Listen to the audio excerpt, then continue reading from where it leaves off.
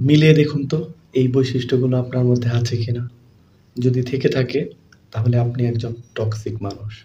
আর যদি না থাকে তাহলে এই বৈশিষ্ট্য যাদের আছে তাদেরকে এড়িয়ে চলুন। কেননা একজন টক্সিক মানুষ আপনার জীবনকে বিষাক্ত করে তুলতে পারে। একজন টক্সিক মানুষ আপনার কনফিডেন্স লেভেল একেবারে জিরো করে দিতে পারে। একজন টক্সিক মানুষ আপনার মানসিক শক্তিকে ধ্বংস করে দিতে পারে। একজন টক্সিক মানুষ কখনোই সরি বলে না। যদি কখনো বাধ্য হয়ে তাকে সরি বলতেও হয়, সে কখনোই সেটা মন থেকে অ্যাকসেপ্ট করে না, মন থেকে সরি বলে না। একজন টক্সিক মানুষ কখনোই নিজের ভুল স্বীকার করে না। সে সবসময় নিজেকে রাইট মনে করে। সে যাই করে সে ভাবে সেটাই ঠিক। একজন টক্সিক মানুষ সবসময় অন্যকে দোষারোপ করে। তার কাছে মনে হয় অন্যের কাজগুলো ভুল, তার নিজের কাজগুলো ঠিক।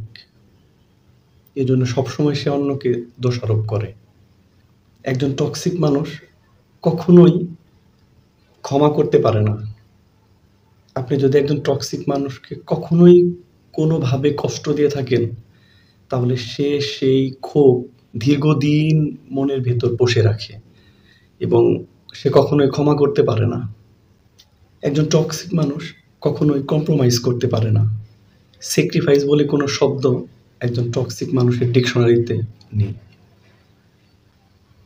একজন টক্সিক মানুষ সবসময় নেগেটিভ চিন্তা ভাবনা করে। যে কোনো পজিটিভ জিনিসকে সে নেগেটিভভাবে দেখে। পজিটিভ চিন্তা করার মতো অ্যাবিলিটি একজন টক্সিক মানুষের থাকে না। সো যদি দেখেন আপনার আশেপাশে এরকম মানুষজন যারা আছে, যাদের মাঝে এই ধরনের বৈশিষ্ট্যগুলো আছে, চেষ্টা করবেন তাদের এড়িয়ে চলতে। আর যদি সেটা সম্ভব না হয়, যেমন ধরেন আপনি কোনো অফিসে কাজ করেন, সেখানে আপনার কলিগ টক্সিক, কিংবা হয়তো আপনার পরিবারের কোনো সদস্য বা আত্মীয়-স্বজনের মধ্যে এরকম কেউ যার সঙ্গে আপনার রেগুলার ইন্টারেকশন করতে হয়। তো সেক্ষেত্রে যেটা করতে পারেন সেটা হচ্ছে ধৈর্য ধরা।